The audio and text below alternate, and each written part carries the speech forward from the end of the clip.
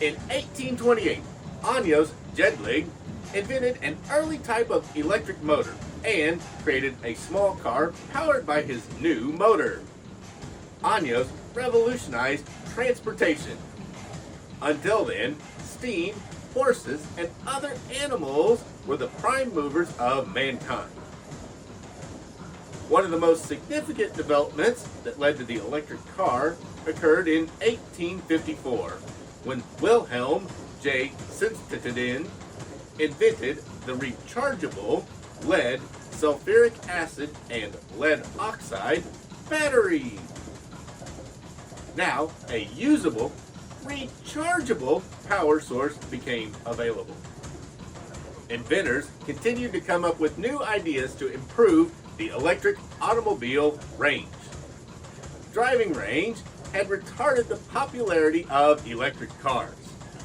That is, until Elon Musk and Tesla revolutionized the electric storage battery and brought the electric car and semi-truck into being. Check out my videos on Tesla models with the links down below. Even though the first automobiles were electric powered, all of the efforts to make electric cars and trucks were put on the shelf in the 1920s, when the gasoline motor began to replace the electric motor. Gasoline became plentiful and easy to obtain. It offered an unlimited range as it was easily obtainable and quick to refuel the vehicle. For more power-hungry applications, diesel, a form of kerosene, soon became the fuel of choice for all sorts of cars, trucks, and heavy equipment. Hi, I'm Logan, the 64th Gear Jammer Skeele, and this is another episode of Toy Talk. Later on, I'll review a stationary engine model, but first, smash that like button and grab a free copy of my Tips for Valuing Your Collection with the link down below. Now, let's move on to the internal combustion engines. Kerosene and gasoline engines were developed first because of the plentiful supply of kerosene and gasoline. In 1877, an inventor adopted the principles of the four-stroke cycle theory of a French scientist and built the first practical internal combustion engine known as the outdoor silent gas engine. With the discovery of petroleum, a new source of power was born: gasoline. And the internal combustion engine developed rapidly, similar in principle to the outdoor silent gas engine. The gasoline engine had the advantage of utilizing a plentiful and easy-to-handle fuel. Thus, it was ideal for use in the internal combustion engine. Gasoline would become the most common fuel for automobiles and small engines thanks to Henry Ford, and it is still the most common fuel for light-duty engines today.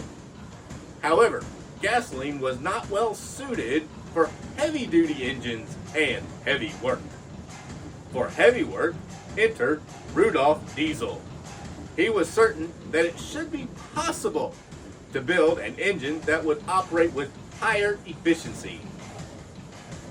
He was convinced of four things. Number one, he must get away from steam.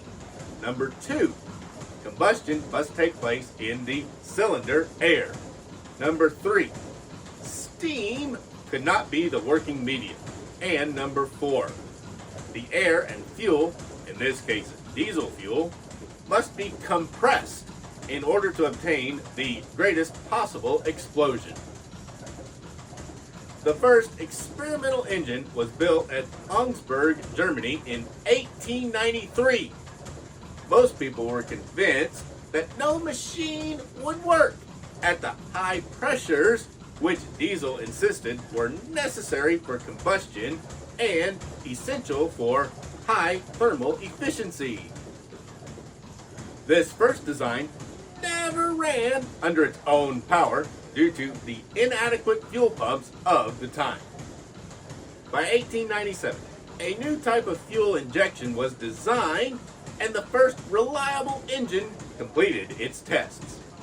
This new source of fuel, known as diesel, coupled with the new engine, found use in all sorts of vehicles designed for heavy work. After solving other issues with diesel fuel ignition, the diesel engine would become the standard for heavy-duty engines and applications requiring heavy work, like tractors and commercial trucks. From Rudolf Diesel's first working engine, the diesel engine has been unmatched in efficiency for heavy work. This brings us to today, where we find diesel motors just about everywhere. There is a requirement for heavy work to be done. Will that change in the future? Most certainly, something will replace the power and efficiency of the diesel engine. But for now, let's go talk about an old Ertl single-cylinder hit-and-miss engine. And here we go, guys. Here is two single-cylinder hit-and-miss engines. This one over here is an International Harvester vertical engine, and over here we have a Waterloo Boy horizontal engine. Now, these were stationary engines designed to provide power, and Ertl made them back in, 80s and 90s is when these were made. They're very, very old pieces, so expect less detail than we're used to today. I've been collecting toys forever, and I don't know, I got into these little engines and I thought they were great collectibles, and kind of wish they'd make some more of them today because some add much better detail than we had back then because they're really, really neat. It's kind of a shame though that they're kind of going away. First up we have here is this Waterloo Boy. It is an all die cast piece, and on the bottom you can see it's stamped 206. It looks like 2. So this was probably done in 92, and that seems about right for when I got this model. It has the Waterloo Boy logo, and it is not a tampo, it is actually a decal up here.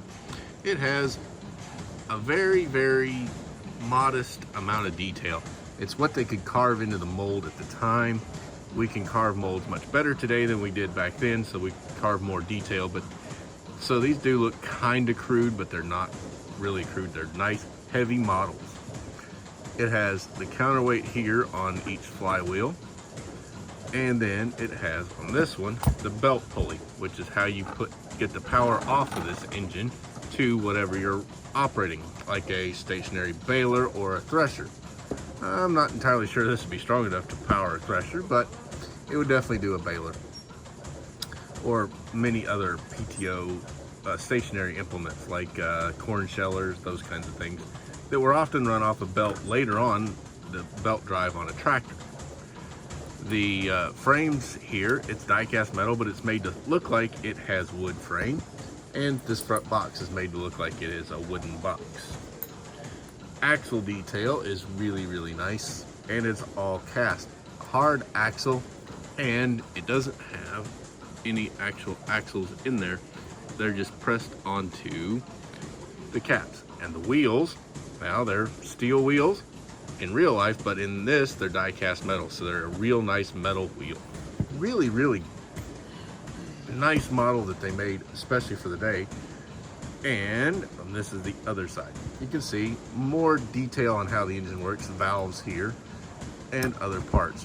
These engines were some of the first uses for gasoline engines on farms, were these stationary engines, and they survived for a long time.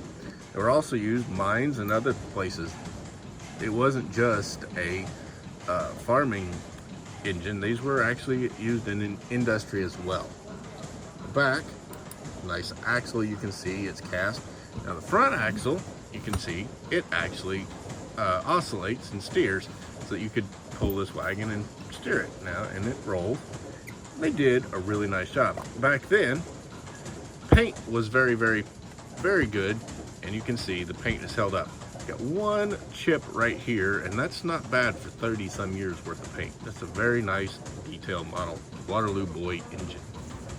They also made John Deere engines, and then they did make some International and McCormick stationary horizontal engines that were mounted on wheels. Now we'll go over here to this one. This is the International Harvester vertical single cylinder engine. The wheel rotates just like it should. It has the belt pulley on this side. Now note, we got a couple of chips on this one. It got chipped up over the years, but still, it's not bad. It's in great shape. Back here, this one has a little more plastic on it. This cooling tank for part of the radiator, it was plastic, and the piping here is plastic.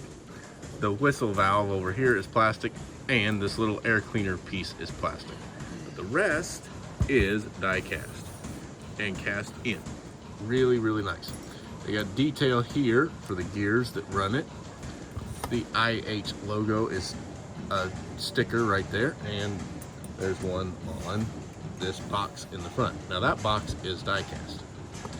It has the Ertl company cast right in right there. And this one sits on skids instead of wheels.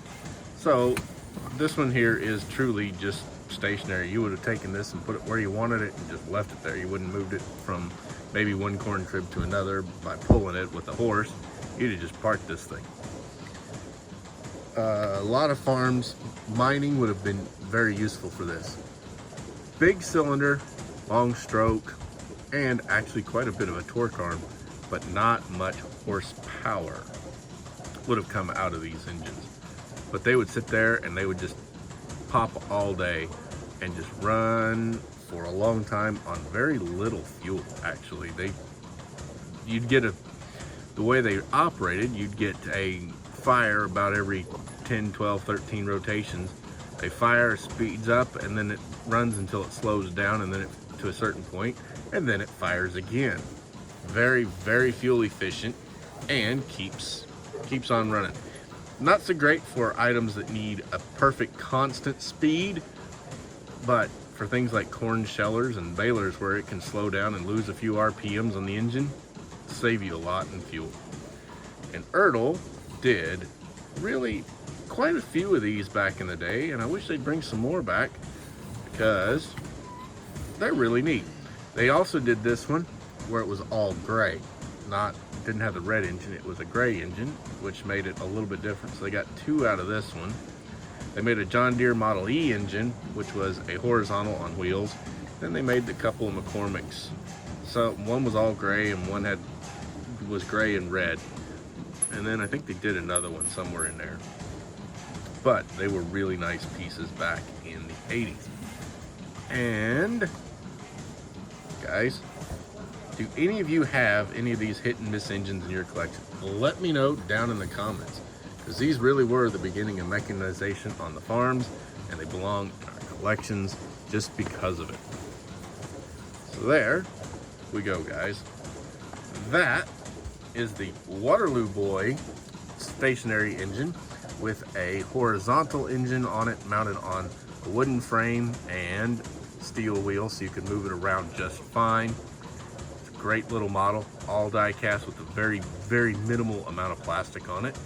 And here is the International Harvester vertical stationary engine mounted on a skid, again by Ertl. These are both 16th scale items. It's almost all die cast. It has a little more plastic in the piping, but it's still primarily all die cast model. Great models for our collections. I have no idea what the future will bring.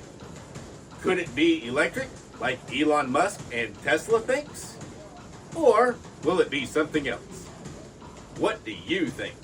I'd really like to know what your thoughts of the future of heavy work engines are, so drop them in the comments below. Also, go on and grab my report on tips for valuing your collection. Thanks for watching. Please go on and smash that like button, share this video, and subscribe to my channel. I'm Logan, the 64th Gear Jammer Skeele, and I'll be back soon with another episode of Toy Talk.